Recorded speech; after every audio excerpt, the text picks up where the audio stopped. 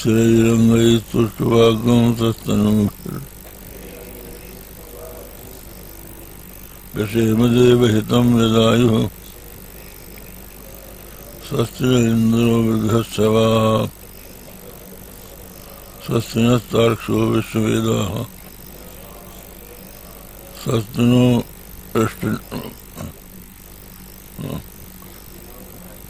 ददातु। ओम शांति शांति शांति।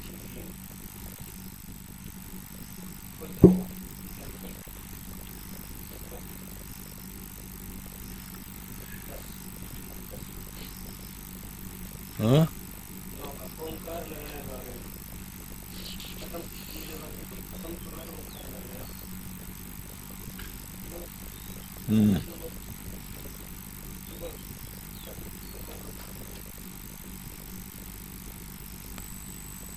ठीक है। जो इसके 4 प्रकरण हैं उन चारों का विषय अलग अलग बता दिया। पहला प्रकरण है आगम प्रकरण, उसके पश्चात है अद्वैत प्रकरण, फिर तीसरा वैतत्व प्रकरण, हाँ पहले वैतत्व प्रकरण दूसरा, फिर अद्वैत प्रकरण, फिर अराध शांति प्रकरण। 4 प्रकरण उनके 4 के अलग अलग प्रतिपाद्य बता दिया। अब यहाँ पहला आता है आगम प्रकरण। कथम पुनरोंकार निर्णय आत्मतत्व प्रतिपत्ति उपायत्व प्रतिबद्धते। ओंकार का निर्णय आत्मतत्व की प्रतिपत्ति का उपायत्व कैसे हो जाता है, ये एक शंका है। तो इसकी टीका है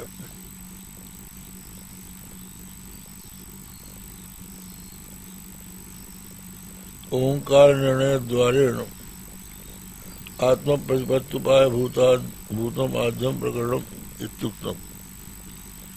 भाष्यकार ने बताया है कि ओंकार के निर्णय के द्वारा आत्म तत्व की प्रतिपत्ति का उपाय भूत आद्य प्रकरण है।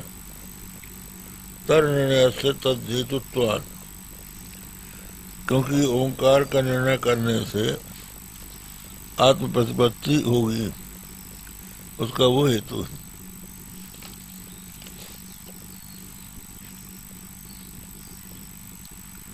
न खलु अर्थांतर ज्ञानम अर्थांतर ज्ञाने व्याप्ति मंत्रेण उपयुज्यते। कहते हैं अर्थांतर ज्ञान अर्थांतर के ज्ञान में बिना व्याप्ति के उपयुक्त नहीं होता है, ये सिद्धांत है। अर्थांतर ज्ञान में तभी उपयुक्त होता है जब दोनों की व्याप्ति हो। तो कैसे कहा न चाहते धूमाग्नि और व्याप्ति उपलब्धते, धूम और अग्नि दोनों की व्याप्ति है। यत्र यत्र धूम तत्र तत्र वाणी, ये व्याप्ति है। जहाँ जहाँ धूम है वहाँ वहाँ वाणी है।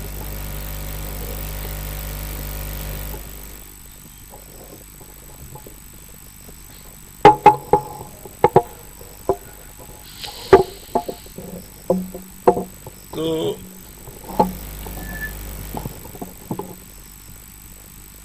यहाँ कोई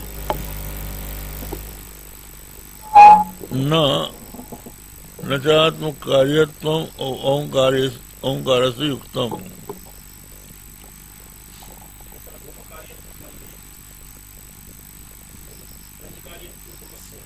हाँ ये है।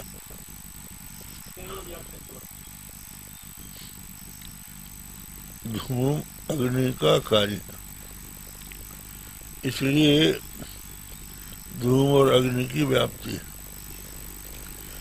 तो इसी तरह से ओंकार ब्रह्म की प्राप्ति का उपाय ब्रह्म की प्रतिपत्ति अर्थात साक्षात्कार का उपाय तब बनता जब ओंकार ब्रह्म का कार्य होता। जैसे धूम अग्नि के ज्ञान का उपाय तब बनता है जब धूम अग्नि का कार्य होता है, तो कार्य को देख के कारण का अनुमान हो जाता है। ऐसा यहाँ नहीं है, ये शंका है।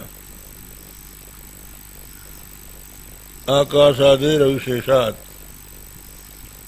तस्य च सर्वात्मत्वेन आत्मवत् तत्कार्यत्व व्याघातात् इति मन्वानः सन् प्रथम प्रकरणार्थम प्रागुक्तम आक्षिपति। हाँ हाँ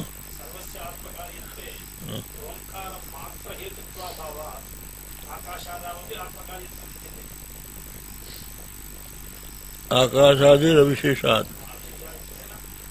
इसका मतलब यह है कि केवल अगर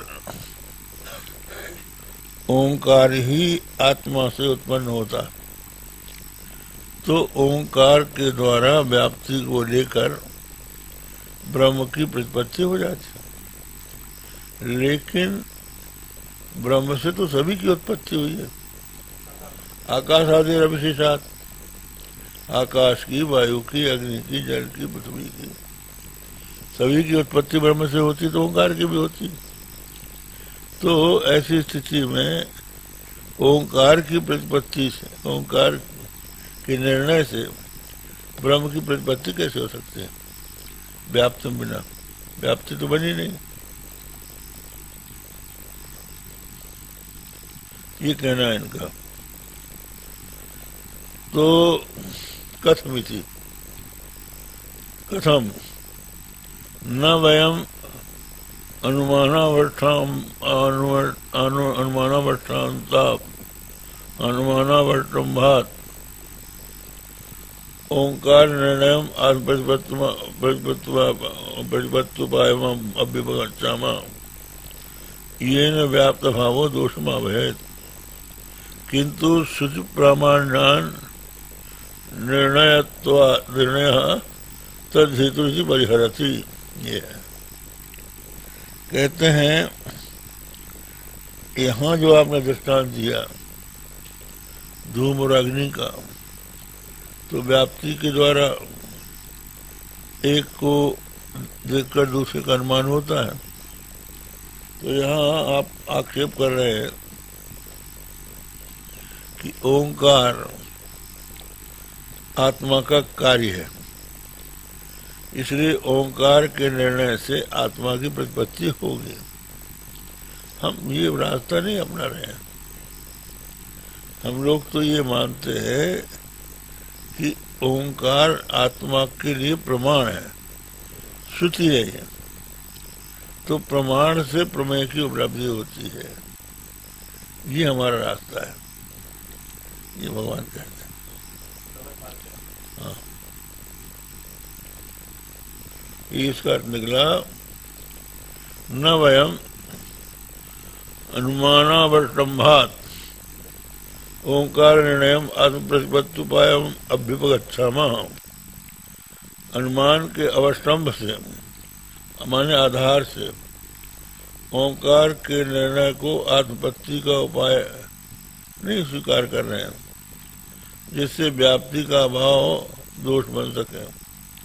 किंतु श्रुति प्रामाण्यात, श्रुति प्रमाण है आत्मा में, तन्नय तद्धेतु, तो उसका निर्णय जो है उसका हेतु है। उच्यते तत् मृत्युना नचिकेतसम प्रति ओम इत्यनेन वाक्येन ब्रह्मत्वेन ओमित्येतदुपदिष्टम् समाहितेन ओंकारोच्चारणे यच्चैतन्यं स्फुरति तदोंकार सामीप्यादेव शाखा चंदन न्यायेन ओंकार शब्द लक्ष्य थे। कहते हैं यहाँ पर कि नचिकेता,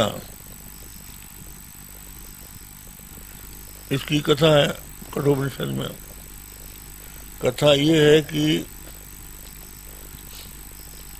नचिकेता के पिता उद्दालक ही था, अरुणी, उन्होंने सर्ववेदस यज्ञ किया। सर्ववेदस यज्ञ उसको कहते हैं जिसमें यजमान अपना सर्वस्व दक्षिणा में दे देता है। तो उसका अनुष्ठान उन्होंने करवाया और ब्राह्मणों से करवाया। तो सिद्धांत ये है, अन्न के द्वारा किए हुए कर्म का फल अन्न को कैसे मिलेगा? कोई व्यक्ति कोई अनुष्ठान करवाता है, यज्ञ करवाता है या जप करवाता है ब्राह्मण के द्वारा, तो ब्राह्मण तो यजमान से भिन्न है, तो उसके द्वारा किए गए कर्म का फल, ब्राह्मण के द्वारा किए गए कर्म का फल कैसे मिलेगा? तो इसका उत्तर ये है कि यजमान अपनी दक्षिणा से ऋत्विक को खरीद लेता है। तो ऋत्विक जब कृत हो जाता है तो उसके हुए कर्म का फल यजमान को मिल जाता है। इसलिए जब कोई अनुष्ठान कराता है तो ये चाहता है कि ब्राह्मण हमारा ही भोजन करें, अपना भोजन करके ना आए, हम ही फलाहार कराएं, हमारा ही भोजन करें और हमारे लिए करें। तो दक्षिणा देने से उसका जो कर्म है वो यजमान का हो जाता है। जैसे मजदूर से आपने कोई काम कराया तो वो काम आपका तब होगा जब आप उसको मजदूरी दे देंगे,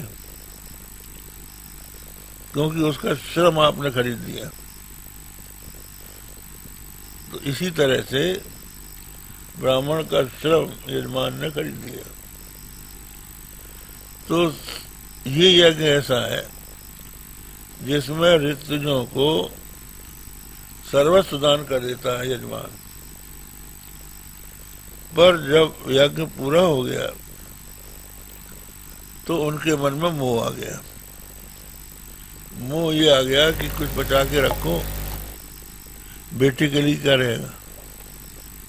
होता है ना, जब कोई मरने लगता है तो घर वाले कहते हैं कि पिताजी गोदान कर दो। वो कहता है नहीं, हम गोदान करेंगे तो हमारे बेटे पोते क्या पिएंगे? दूध तो ब्राह्मण पिएगा, इसलिए हम गोदान नहीं करेंगे। तो इसी तरह से जब सब कुछ दक्षिणा देने का मौका आया तो दुग्ध दोहा जग तृणा, जिनका दूध दोहा जा चुका था और दांत भी टूट गए थे, ऐसी, हाँ, जल भी नहीं पी सकती थी, जगतना जो मरणासन्न गाय थी वो लाके उसने खड़ी कर दिया। तो उनका पुत्र 5 वर्ष का नचिकेता था। नचिकेता को लगा कि इससे तो हमारे पिता को अनिष्ट होगा, क्योंकि ऐसा व्यक्ति उन लोकों में जाता है जहाँ इंद्रियां नहीं होती हैं, जड़ मत शरीर प्राप्त करता है। पर अपने पिता को वो उपदेश देना उचित नहीं समझ रहा था मर्यादा के कारण।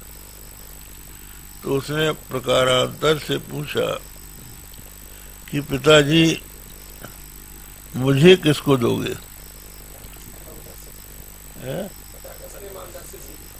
माम कस्मै दास्यति, मुझे किसको दोगे। पिता ने ध्यान नहीं दिया, तो 2-3 बार पूछने के बाद पिता को आ गया गुस्सा, तो बोले मृत्यु ददामि, हम तुमको मृत्यु को देते हैं। तो वो एकांत में जाके रोया। बहु नामे प्रथमा बहु नामे मध्यमा। हाँ, तो यम का क्या प्रयोजन है जो मुझे दे रहे हैं। मैं बहुत से जो मेरे साथ पढ़ने वाले हैं और मैं प्रथम रहता हूँ, कुछ में मध्यम रहता हूँ, अधम तो रहता ही नहीं हूँ, तो मुझे यम के लिए क्यों दे रहे हैं। माँ बाप उस लड़के को कहते हैं तू मर क्यों नहीं जाता, जब देखते हैं कि बिल्कुल नालायक है। तो मैं इतना नालायक तो नहीं हूँ जो यम को दे रहे हैं। फिर भी पिता का वचन झूठा न हो, नचिकेता यमराज के यहाँ चला गया। वहां यमराज घर में मिले नहीं, वो कहीं अन्यत्र चले गए थे। 3 रात्रि तक भूखा प्यासा नचिकेता यमराज के द्वार में बैठा रहा। तो जब यमराज लौट के आया तो उसने देखा एक ब्राह्मण अतिथि के रूप में मेरे घर में बैठा है, भूखा बैठा है, प्यासा बैठा है। तो ये शास्त्र है, अतिथि यस्य भग्नाशो गृहात् प्रतिनिवर्तते सतस्मै दुष्कृतम दत्वा पुण्यमादाय गच्छति। जिसके दरवाजे से अतिथि निराश होकर लौटता है, वो अपना सारा पुण्य उसको वो अपने पाप उसको देकर उसके सारे पुण्यों को लेके चला जाता। या ये भी माना जाता है कि उसके पुण्यों को वो जला देता है। इसलिए अतिथि के आने पर लोग जल देते हैं, पूर्ण कुंभ देते हैं दक्षिण भारत में। यहाँ उत्तर भारत में भी जैसे ही कोई मेहमान आता है, 1 लोटा पानी रख देते हैं उसके सामने, तो जल के द्वारा अग्नि को शांत किया जाता है। तो 3 रात्रि रहा और कुछ बिना खाए पिए रहा, इसलिए 3 वरदान देना चाहिए। तो उन्होंने कहा कि आप 3 वरदान ले लीजिए। तो नचिकेता ने अग्नि के संबंध में प्रश्न किया, तो वो उन्होंने अग्नि विद्या बता दी।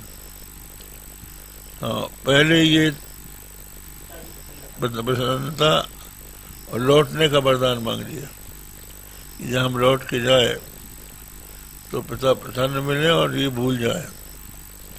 दूसरा अग्नि के संबंध में वो भी हो गया। बोले ये अग्नि तुम्हारे नाम से नचिकेता अग्नि कहलाएगी।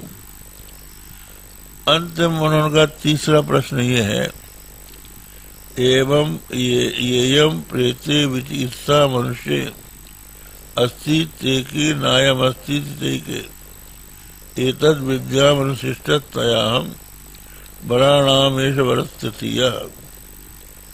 जो मनुष्यों के संबंध में ये संशय है कि मरण के पश्चात आत्मा रहता है या नहीं रहता,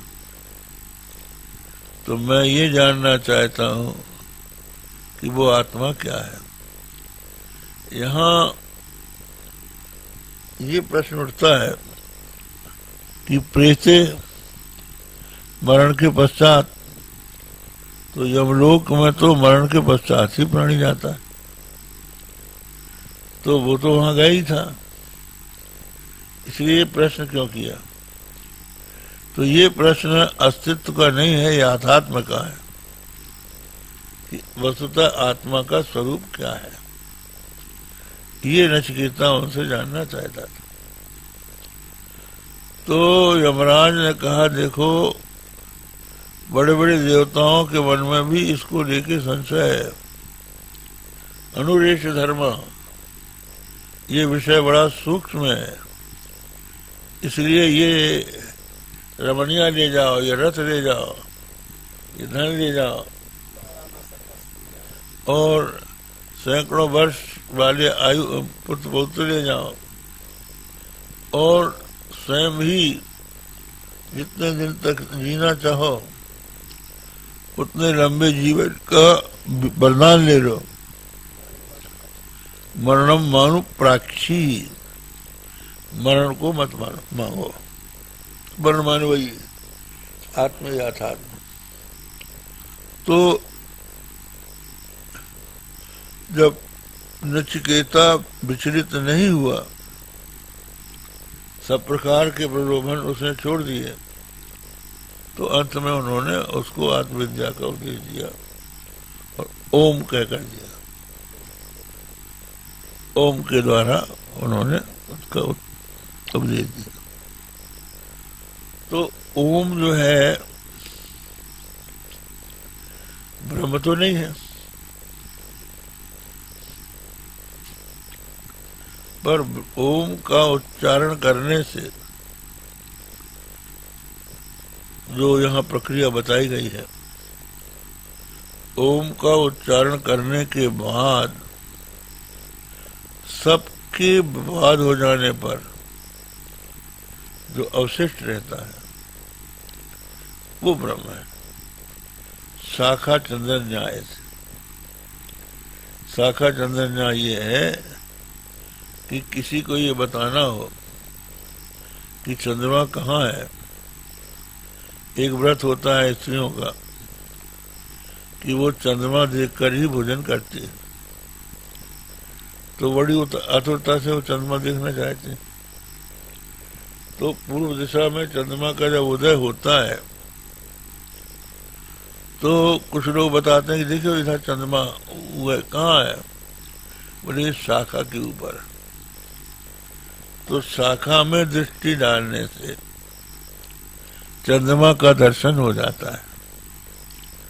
इसी का नाम है शाखा चंद्र न्याय।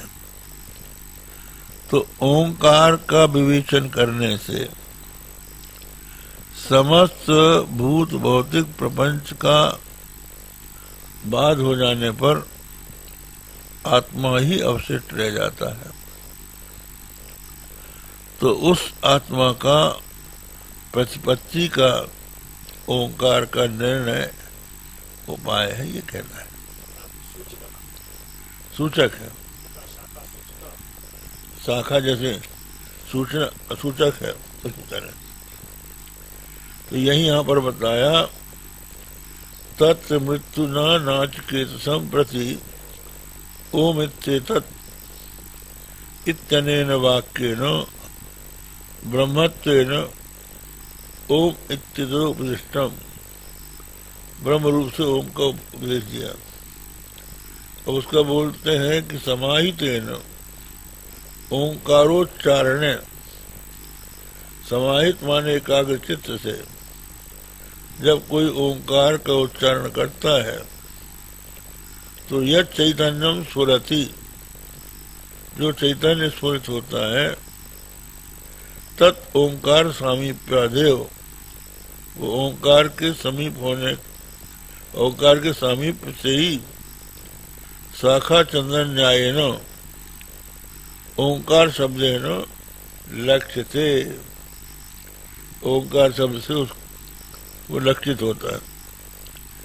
तेन लक्षणया ओंकार निर्णयो ब्रह्मधि हेतु, लक्षणा के द्वारा ओंकार का जो निर्णय है वो ब्रह्म बुद्धि का हेतु है। इति विवक्षित्वा सुषुम्नारति ओम इत्येतत्।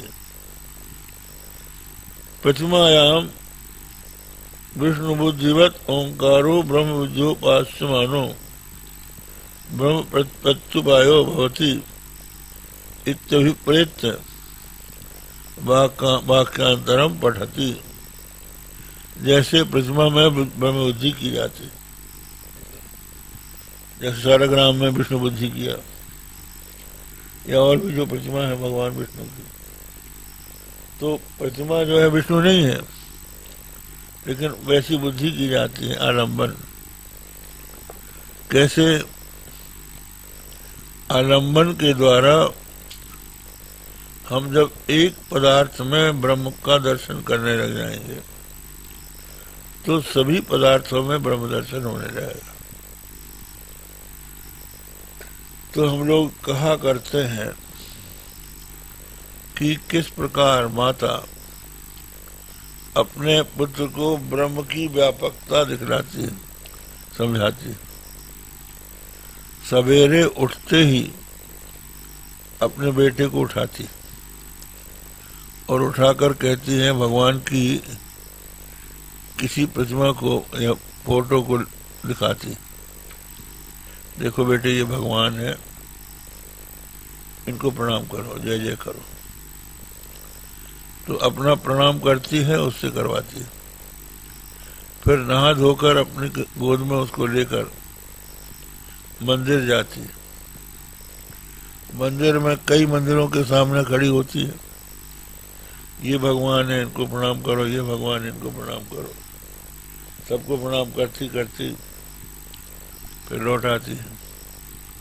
फिर अपने मायके जाती है, वहां के मंदिर जाती है,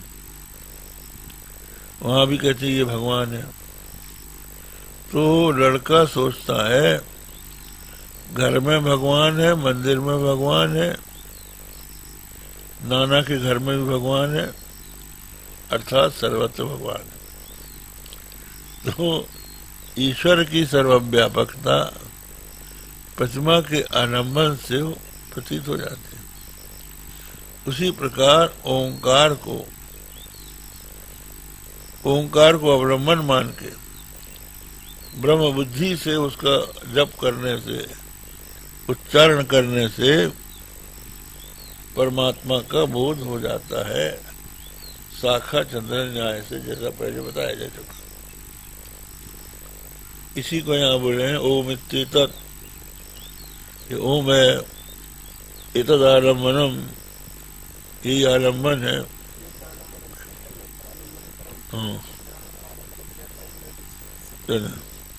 एतद वही सत्य काम, योमित्यात्मानम युंजीत, ओम इस रूप से आत्मा में मन को लगाए। ओम इति ब्रह्म, ओम ही ब्रह्म है। ओंकार एवेदम सर्वम इत्यादि श्रुतिभ्य, इन श्रुतियों से ये समझ में आता है। रज्ज्वादिवरेव सर्पादि विकल्पस्यास्पदो अद्वय आत्मा परमार्थस्थं प्राणादि विकल्पस्यास्पदो यथा तथा सर्वोपि वाक् प्रपंचः प्राणाद्यात्म विकल्प विषय ओंकार एवं, यह है।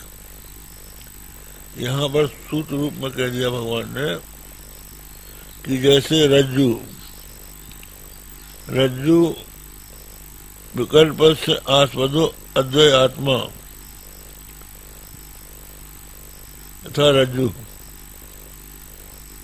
विकल्प से आस्पदो अद्वय आत्मा, ये रज्ज्वादिव, ये रज्ज्वादिव सर्पादि विकल्प से आस्पदो अद्वय आत्मा परमार्थस्थं प्राणादि विकल्प से आस्पदो यथा तथा सर्वोपि वाक् प्रपंचः प्राणाद्यात्म विकल्प विषय ओंकार। यहाँ ये बता रहे हैं कि रस्सी में हमें सर्प का भ्रम होता है, तो सर्प का जो आस्पद है क्या दिख रहा है? सर्प के रूप में रस्सी ही दिख रही है। तो इसी तरह से जो भी हमें संसार दिखाई पड़ रहा है वो संसार नहीं है, वो ब्रह्म ही है। ब्रह्म ही संसार के रूप में प्रतीत हो रहा है। तो यहाँ ये बता रहे हैं ओंकार क्या है। ओंकार में 3 अक्षर हैं, अकार, उकार, मकार। आगे बताएंगे। आ, उ, म, इसमें केवल आ को कहना हो तो संस्कृत की पद्धति है, उसमें कार लगा दिया जाता है। ओंकार, अकार, उकार, मकार। तो मात्र अकार को बोध करने के लिए कार लगा दिया। तो अकारो वही सर्वभाग, जितनी भी वाणी है वो अकार है। आज के भाषा विज्ञान को भी देखें आप तो आ पहले हमारे मुंह से निकलता है, तो आ जो है इसी को दूसरे स्थान से हम बोलेंगे तो ई हो जाएगा, ऊ हो जाएगा। दीर्घ बोलेंगे तो ऊ हो जाएगा, री हो जाएगा, री हो जाएगा, री हो जाएगा, ए हो जाएगा, आई हो जाएगा, वो ये सब अकार ही है। अकारो वही सर्वभाग। और इसी तरह से अयोनिलिक में भी अयोनिलिक, योग, इनमें भी अकार, अकारेशु, अकारेशु माने ये अच के संबंध में हो गया, अकार ही सभी अच हो जाता है। और जो व्यंजन है बिना आकार के उनका उच्चारण नहीं हो सकता है। ये अकार उच्चारणार्था। तो ये अकारो वही सर्वभाग, ये कहकर ये बताया कि जितना भी नाम है वो सब का सब अक्षरों का जोड़ है। जो भी वस्तु हम बोलते हैं किसी नाम से बोलते हैं, तो नाम से हम जब बोलते हैं तो अक्षरों से नाम बनता है। तो उन्हीं का राजा, जार, ये सब उल्टा पुल्टा करने से अर्थ बदल जाता है। पद तो वही है, शब्द वही है। तो सारे संसार के पदार्थ जो है पद से जाने जाते हैं। और पद जो होता है वो कहीं तो सुप्तिगंतम पदम कहलाता है, सुबंत तिगंत को पद कहते हैं, कहीं सक्तम पदम कहलाता है। तो प्रत्येक शब्द का कोई ना कोई अर्थ होता है। तो अर्थ जो है वो शब्द से अलग नहीं है, ये आगे बताएंगे। तो जितना भी भूत, भविष्य, वर्तमान है और जो त्रिकालातीत है वो सब का सब ओंकार है। तो ओंकार के भीतर सारा जगत जब आ जाएगा तो ओंकार का उच्चारण करने से सारे जगत का उच्चारण हो गया।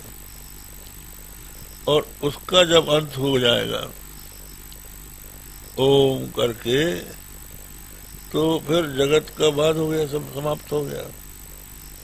तो जो अवशिष्ट रह गया, तो ये जो अवशिष्ट रह गया वो ब्रह्म है। इस तरह से ओंकार ब्रह्म की प्रतिपत्ति का उपाय भूत है, ये यहाँ पर कहना है आगे।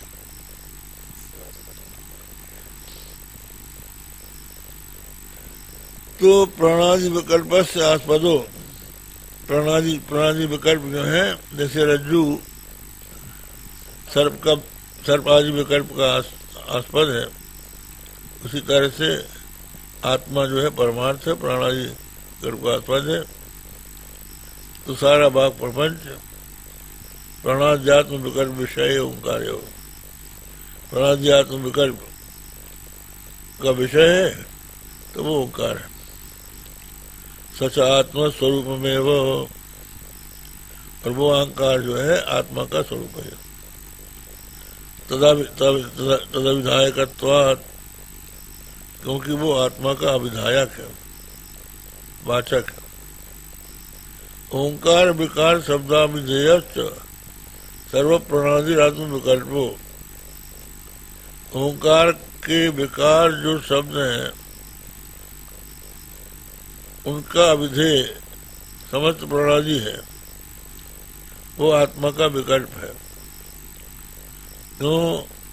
क्योंकि अभिधान व्यतिरेकेण नास्ति, प्रणाली विकल्प, अभिधान माने नाम, नाम से अलग नहीं है।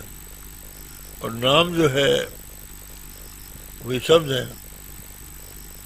तो वाचा रमणम विकारो नाम थेयम, श्रुति कहती है कि जो विकार है ये नाम मात्र है। वाचा रमणम विकारो नाम धेयम, मृत्यु कहते हो सत्य, जो मृतिका है वही सत्य है, विकार जो है केवल वाणी का आरम्भ मात्र है। इसका अर्थ ये हो गया कि मिट्टी से घड़ा बनता है, सकोरा बनता है, ढक्कन बनता है, कई चीजें मिट्टी से बनती हैं।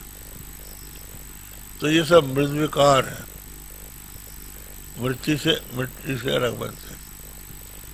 तो इनके हम नाम रख लेते हैं कि भाई ये घड़ा है, ये चराव है, ये उदंचन है, तो है तो मिट्टी, मिट्टी के विकार हैं, नाम अलग अलग कर दिए हमने। और अगर समझना हो ठीक से तो खाण के खिलौने, शक्कर को पिघलाकर उसको सांचे में ढाल ढाल के खिलौने बन जाते हैं। लोग जो है उसकी माला बनाते हैं, तो कोई घोड़ा बना दिया, कोई हाथी बना दिया, कोई रुपया बना दिया, कोई पैसा बना दिया। तो अब लड़के लड़ते हैं, हमारे पास हाथी है, तेरे पास घोड़ा है। न हाथी है न घोड़ा है, वहां तो केवल शक्कर है,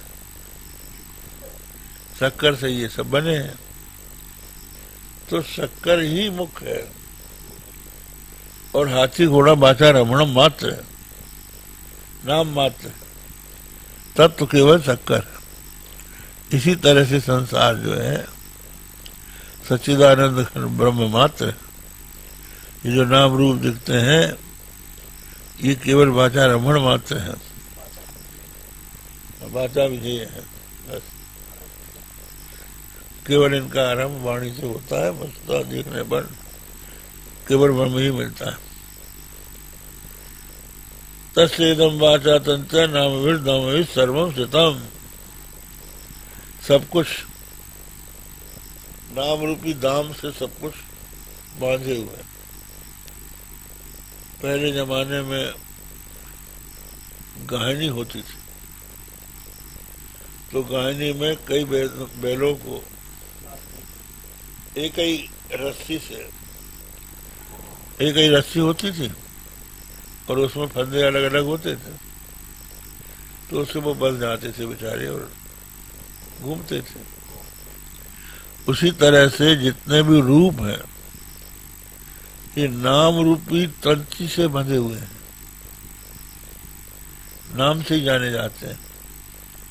और आप लोग जितने बैठे हैं सब में जो सबकी जो पहचान है वो तो नाम से ही होगी ना, बिना नाम के अलग अलग कैसे समझोगे ये कौन है। परंतु देखा जाए तो ये जो रूप है ये नाम से अलग नहीं है, नाम मात्र है।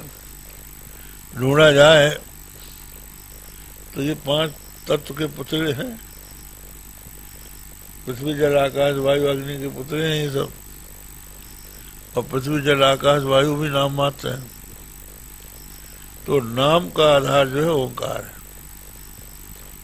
ओंकार के विकार से सारा संसार बना हुआ है, ये बता रहे। ओंकार विकार, ओंकार के विकार शब्द के सब अविधेय हैं। ये हो गया तदस्येदम वाचा तंत्र नामभिर नामभिः सर्वम जतम सर्वम हीदम नामानि नामानि, ये सब कुछ नाम में है इत्यादि इत्यादि श्रुतिभ्य, ये इत्यादि श्रुति। अब इसकी टीका देख ली जाए। अवधान और सारा रूप जो है अभिधेय हुए, जगत जो अभिधेय है नहीं, तो अवधान का अर्थ है ये समझ लो, हम बता देते हैं। घट शब्द जो है अभिधान है, और मुख रिवाज मृण्मय आकृति विशेष अभिधेय नामी, जिसको कहते हैं नामी अभिधेय, नाम अभिधान। घट नाम हुआ, गंभू आदि मृण्मय आकृति विशेष जो है वो अभिधेय हुआ। तो उस आकृति को हमने नाम दे दिया। अब आप समझ लीजिए कि एक आकृति आई, उसको हमने घट नाम दे दिया। वो आकृति काय की बनी? मिट्टी की बनी, है ना। इसी तरह से सकोरा बना, तो वो दूसरी आकृति बन गई, नाम दे दिया सकोरा, है। एक उसका ढक्कन बन गया उदंचन, तो उसके हमने कई नाम दे दिए, है तो मिट्टी। इसी तरह से पृथ्वी जो है उसका कारण जल है,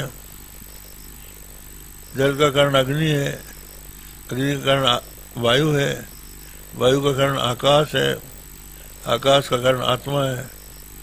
तो जैसे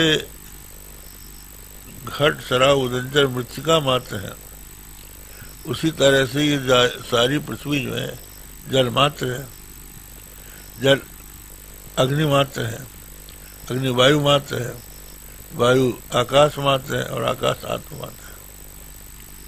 ये नाम हमने दे रखे हैं।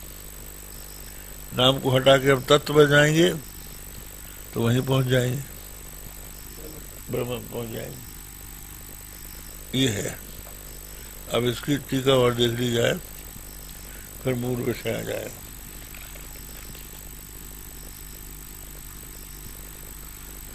ये है ना,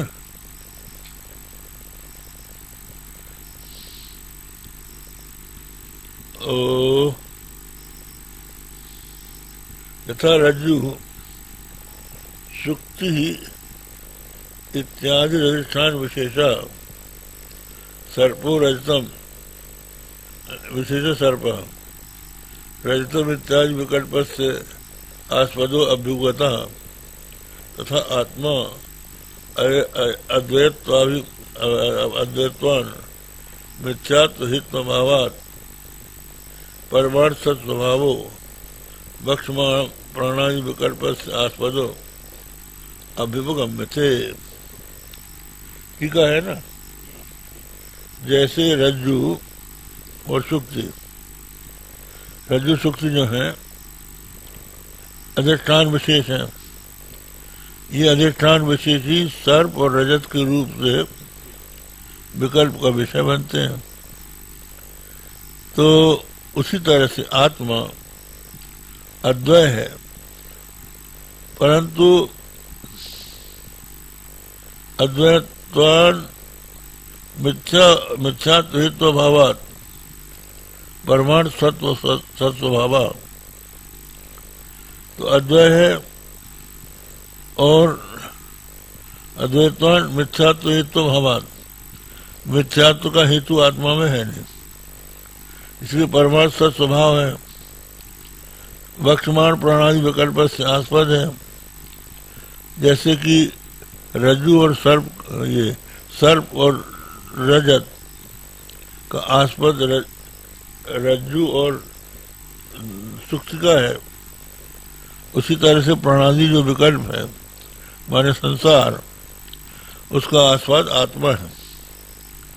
यथैष दृष्टान्तः तथैव प्राणादि आत्मविकल्पो यह, तो उसी तरह से प्राणादि विकल्प जो है वो यद विषय जिसमें दिखाई पड़ रहा है, सर्ववाक प्रपंचो, समस्त वाक प्रपंच यथा ओंकार आत्मका ओंकार मात्रक है, तो वो ओंकारास्पद है।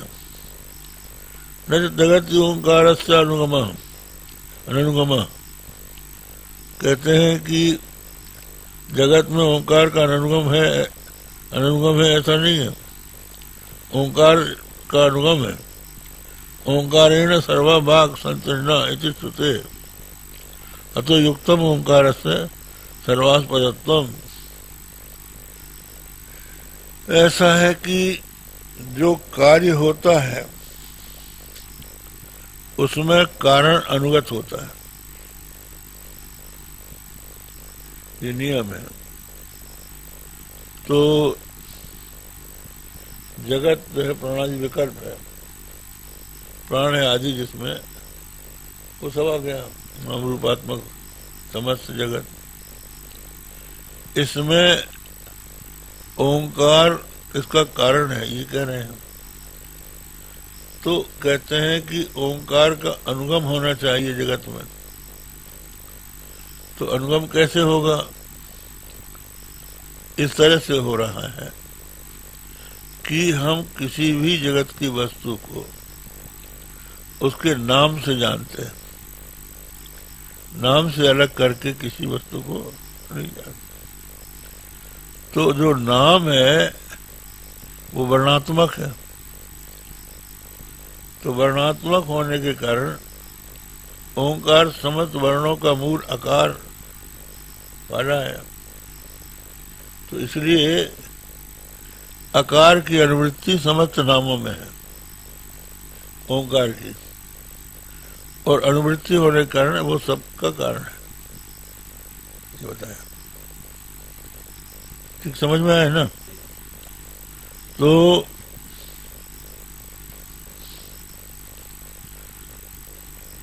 मैं जगत तो ओंकार से अनुगमा, हाँ,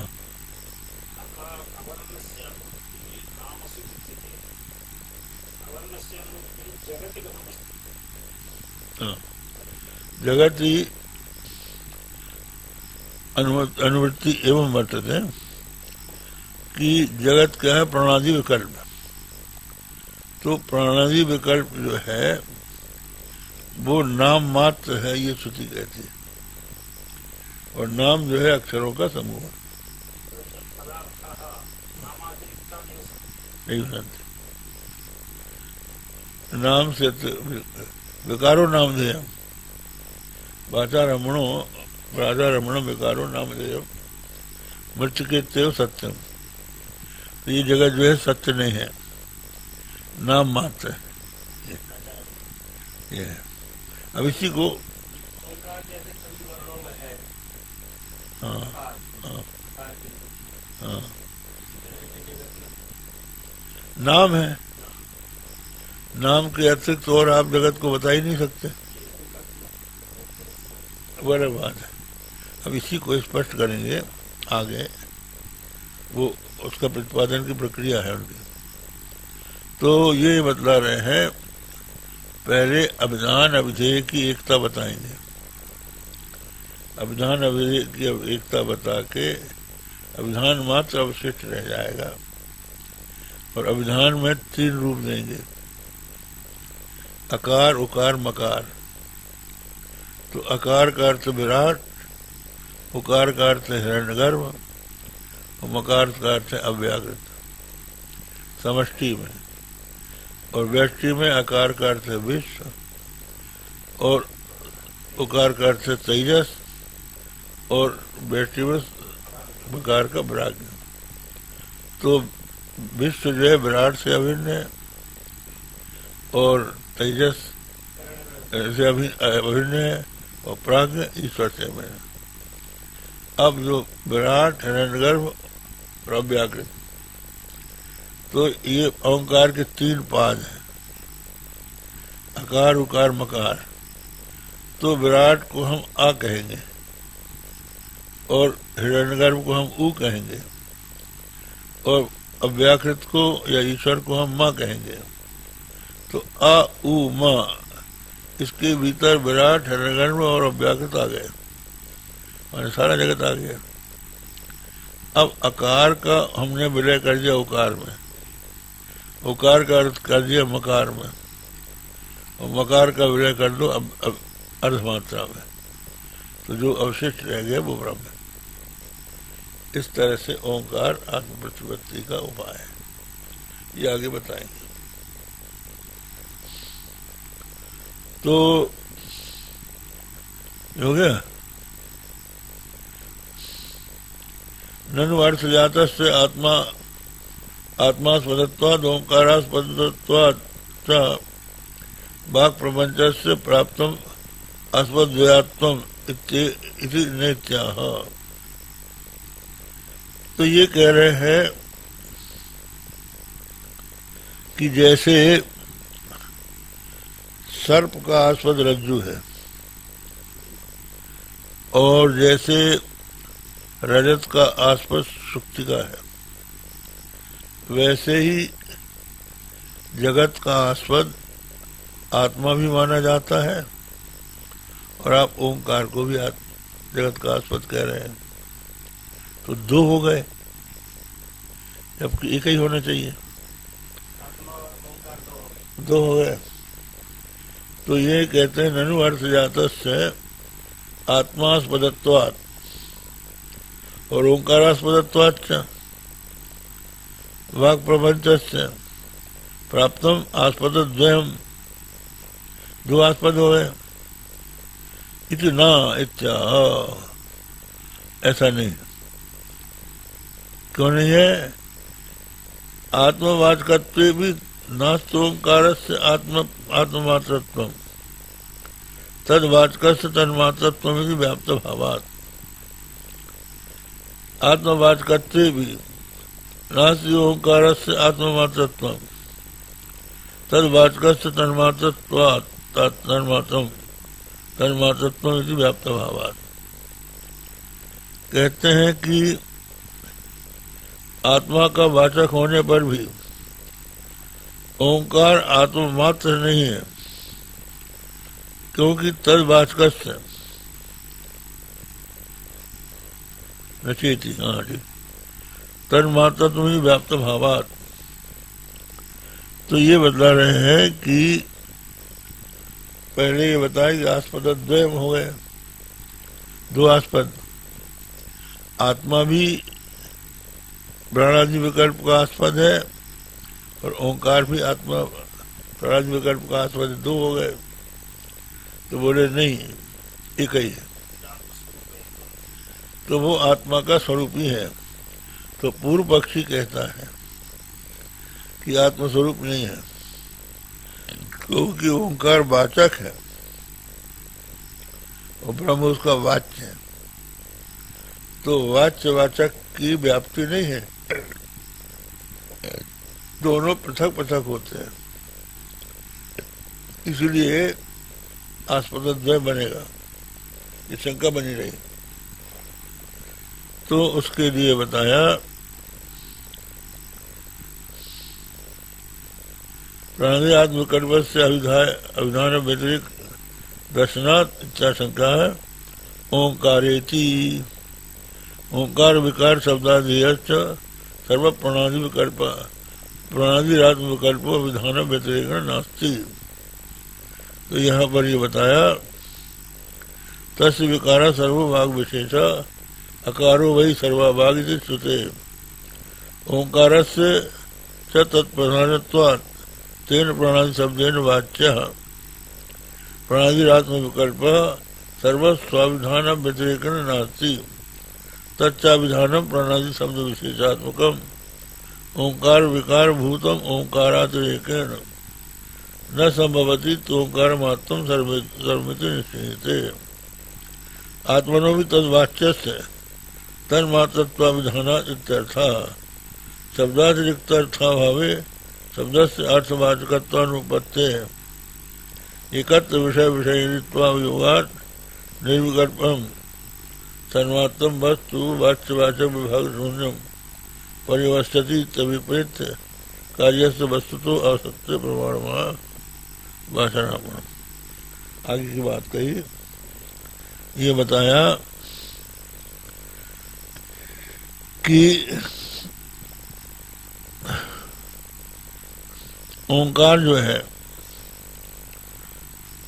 ये ओंकार ये थी यहाँ मूल जो है ना, ओंकार विकार शब्दाविधेय सर्व प्राणादिरात्म विकल्प अभिधान व्यतिरेकेण नास्ति। तो ये बतलाया कि ओंकार जो है ओंकार से तत्प्रधानत्वात्, ओंकार उसका प्रधान है। तेनादि प्राण शब्देन वाच्या प्राणादि ही आत्मविकल्प सर्वाविधान व्यतिरेकेण नास्ति। हाँ, ये बताया यहाँ पर ओंकार का ही विकार सर्ववाग विशेषा, ये हम बता चुके हैं। ओंकार का ही विकार समस्त वाणी समस्त शब्द है, जितने भी पद हैं, जितने पदार्थ हैं, वाक्यार्थ हैं, सब ओंकार में जो आकार है उसी के विकार हैं। और वो जो शब्द है वो सर्वत्र अनुच्युत है सभी नामों में, और नाम से अतिरिक्त नामी नाम की कोई चीज नहीं अलग,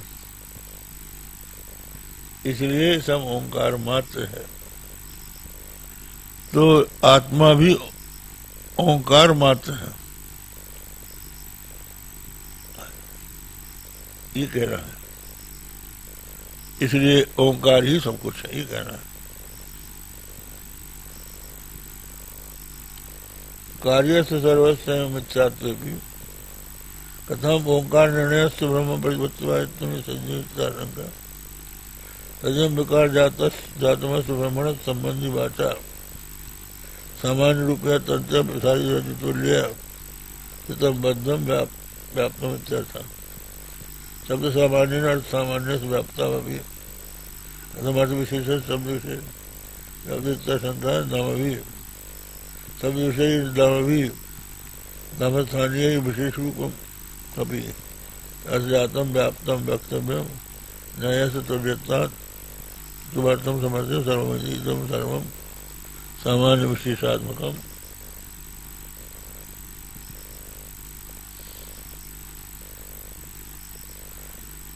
अर्थजातम सामान्य विशेष रूप में नामना नियते व्यवहार प्रथम प्राप्त से तेन नामनी तदेव भागानुरुक्त बुद्धि बोधत्वात् भाग मात्रम सर्वम भाग जातम च सर्व ओंकारान्विद्धत्वात् ओंकार मात्रम सचोंकारो लक्षणादि न आत्मधि हेतु इत्यादि प्रकरणारंभ संभवति तथा सगुणा इति संग्रहार्थम आदिपदम प्रतिज्ञात प्रथम प्रकरणार्थ सिद्धि। तो ये बतलाया उन्होंने कि ओंकार का जो विकार है आकार,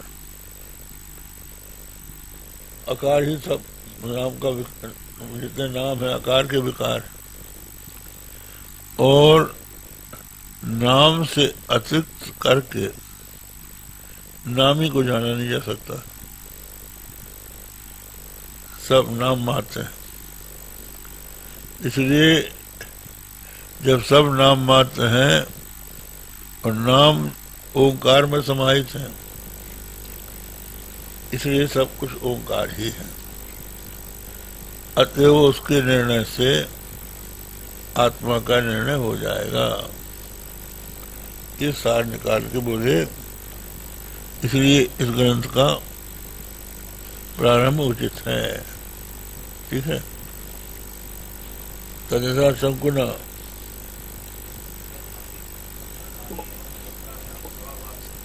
ये बात, क्योंकि ये कह रहे हैं कि नाम से सब व्याप्त है।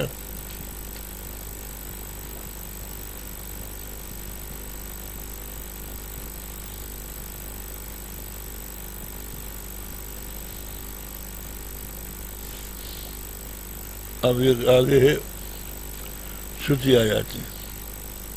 हरि ओम, हरि ओम, ओम इत्येतदक्षरम् इदग्गुं सर्वं सर्वोपव्याख्यानम् भूतं भवद् भविष्यदिति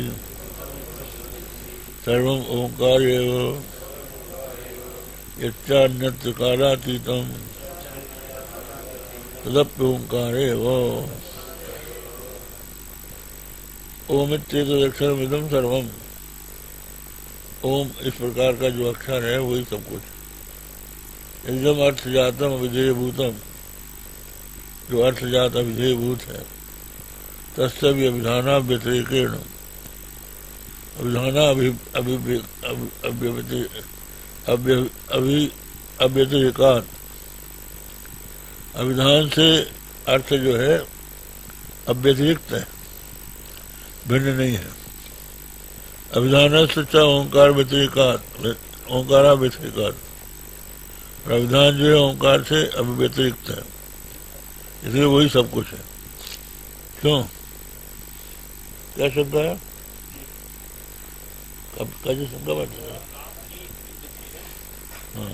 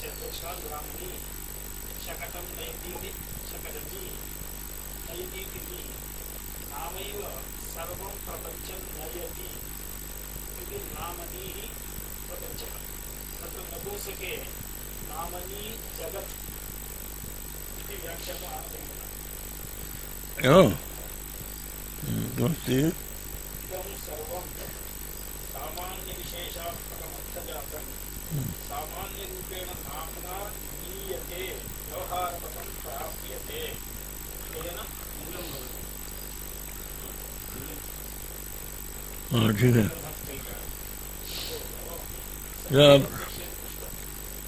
हाँ ठीक है, क्या चीज है?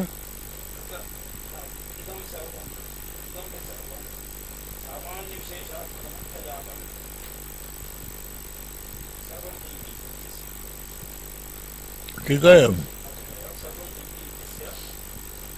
फिर देख रहे हैं।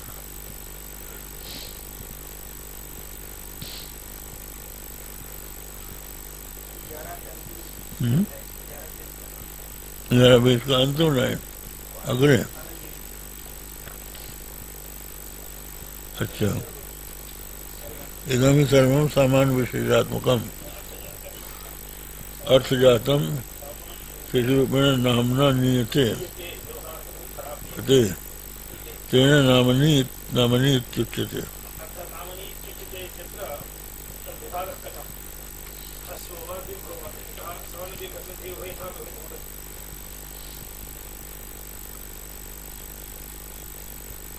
वस्तुतः यहाँ तो नामनी संश्लिष्ट मालूम पड़ता है। नामनी, नामनी के अर्थ में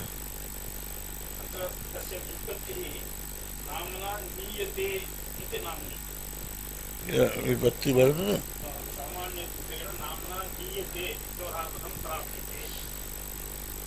नियते। हाँ ठीक, तेना नामनी इत्युच्यते। तभी यहाँ पर नामनी कहना पड़ेगा है?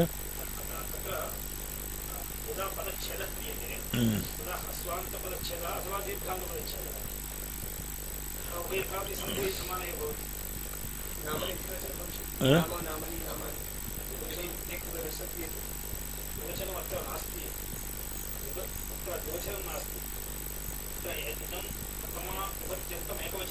एवं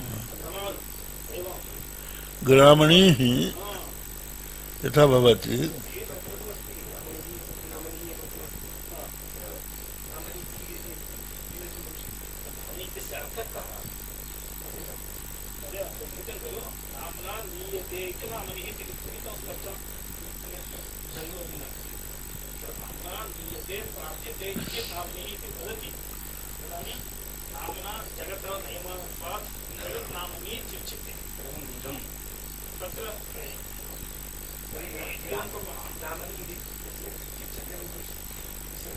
नहीं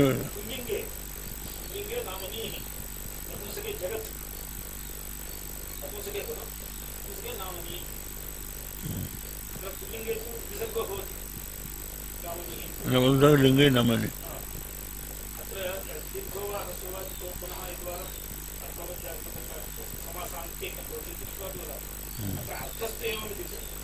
ठीक है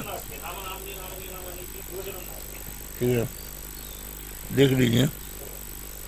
हाँ तो अब मूल यहाँ जरा ओमित्यक्षरम सर्वमिति इदम अर्थजातम अविधेयभूतम तस्य अभिधाना व्यतिरेकात।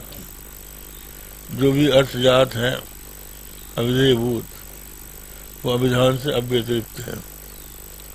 अभिधान से च ओंकार व्यतिरेकात ओंकारा व्यतिरेकात। अभिधान ओंकार से अव्यतिरिक्त है। ओंकार ये वेदम सर्वम परंच ब्रह्माविधानाभिधेयोपाय पूर्वक में गम्यते इत्योंकारे एवं। ब्रह्म जो है परंच ब्रह्म पर ब्रह्म जो है अभिधान अभिधेय के उपाय पूर्वक ही जाना जाता है, इसलिए ओंकार ही है। तस्सैत परापर ब्रह्म रूपस्य अक्षरस्य। तो ये जो परापर ब्रह्म रूप अक्षर है उमित्येतस्य उपव्याख्यानम ओम ही उसका उपव्याख्यान। ब्रह्म प्रतिपत्त्युपायत्वात् ब्रह्म समीपते अविस्पष्टम। ब्रह्म की प्रतिपत्ति का उपाय होने के कारण ब्रह्म के समीप होने के कारण विस्पष्टम प्रकथनम उपव्याख्यानम। विस्पष्ट जो प्रकथन है उसी का नाम उपव्याख्यान। प्रस्तुतम वेदितव्यम इति वाक्य शेषा। भूतम भविष्यत् भवद भविष्यदिति कालत्व परिच्छेद्यम। भूत भवद और भविष्यत तीनों कारणों से परिच्छिन्न जो कुछ है तदप्य ओंकार उक्त न्यायता। यह चान्य त्रिकालातीतम जो त्रिकालातीत है कार्याधिगम्य है कार से अपरिच्छिन्न है। काला परिच्छेद्यम कौन अव्याकृतादि तदापि ओंकार एवं वो भी ओंकार है। हो गया। तो यहाँ अब टीका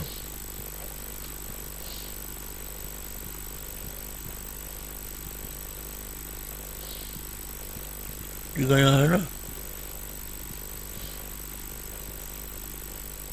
अर्थमुपात तस्मिन् अर्थे सूत्रम अवतार्यते तीन व्याचक्षे यदि द्विमित एकदम सर्वम ओंकार ये वेति संबंध अभिधान से अविधेयतया व्यवस्थित अर्थजातम ओंकार एवं।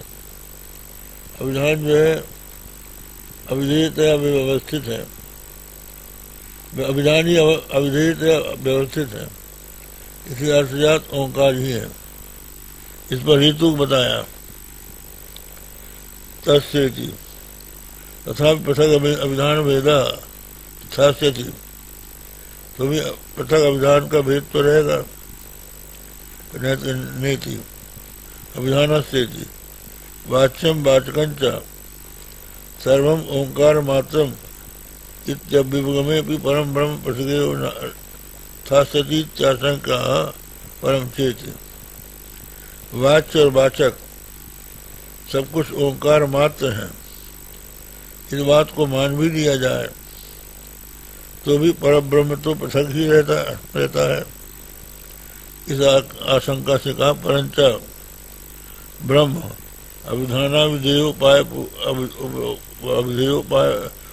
उपाय पूर्वक में वो गम्यते, वो अभिधाना विषय उपाय पूर्वक ही जाना जाता है। हाँ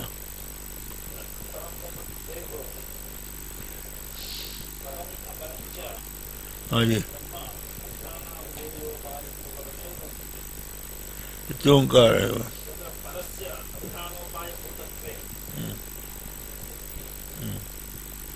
वस्तुतः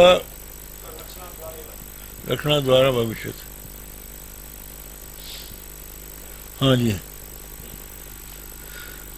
हाँ, यदि परम कारणम ब्रह्म तत्सदेव एदम अवगम्यते तथा किंचिद अभिधानम तेन इदम अभिधेयम इत्येवमात्मकोपाय पूर्वकम एव तदिगमो अभिधेयञ्च स्वाभिधाना व्यतिरिक्तम तत्पुनरोंकार मात्रम इति उक्तत्वात् वाच्यम ब्रह्मापि वाचका भिन्नम तन्मात्रमेव भविष्यति।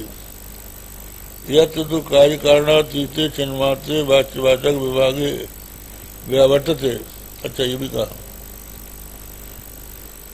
यत्र तु कार्यकारणातीते चिन्मात्रे वाच्यवाचक विभागे व्यावर्तते तत्र नास्ति ओंकार मात्रत्वम्, वहाँ ओंकार मात्रत्व नहीं है। ओंकार ने लक्षणया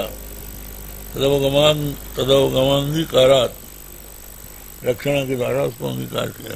इत्यर्थ तस्य इत्यादि श्रुति ममतादि व्याकरोति तस्येति भूतम इत्यादि श्रुतिम गृहीत्वा व्याचष्टे कार्येति वाच्यस्य वाचका भेदात् तस्य ओंकार मात्रता युक्ते न्यायः कार्यातीतम ओंकारात् युक्तम जड़म वस्तु नास्त्येव प्रमाणाभावाद इत्याशंका कार्याधिगम्यमिति, कार्य के द्वारा अधिगम्य। अव्याकृतम साभासक ज्ञानम, साभासम अज्ञानम। अव्याकृत क्या है? साभास अज्ञान जो अनिर्वाच्य है। तन न काले न परिच्छिद्यते, वो काल से परिच्छिन्न नहीं होती। सूत्रम आदि पदे न गृह्यते तदपि न काले न परिच्छेदुम शक्यते।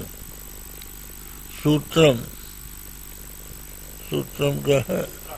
हिरण्यगर्भोपाधि, सूत्रात्मा आज पद से गृहीत होता है, वो भी काल से परिच्छिन्न नहीं होता। ससंवत्सरो अभवन नहा पुरात संवत्सर आस, वो संवत्सर हो गया, उसके पहले संवत्सर नहीं था। तो सूत्रात कालोत्पत्ति श्रुते, इससे काल की उत्पत्ति होती। तद सर्व ओंकार मात्रम वाच्यस्य वाचका व्यतिरेक न्यायात, वाचका व्यतिरेक न्यायात। वाच्य जो है वाचक से अव्यतिरिक्त हो गया। ओम भद्रम कर्णेभिः शृणुयामदेवाः रंगुम सत्तनो सच्चिनेन्द्रो वृद्धक्षमा वरिष्ठनेमि। ओम शांति शांति शांति। ओम